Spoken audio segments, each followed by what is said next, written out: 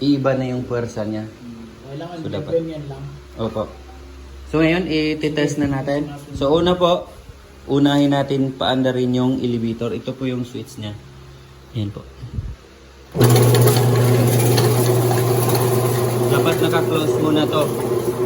And then, ito naman. Iuna natin to.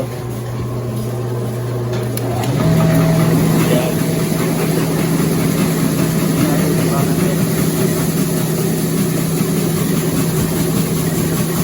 So, isi-separate niya yung mga bato, yung mga dahon. Yan o.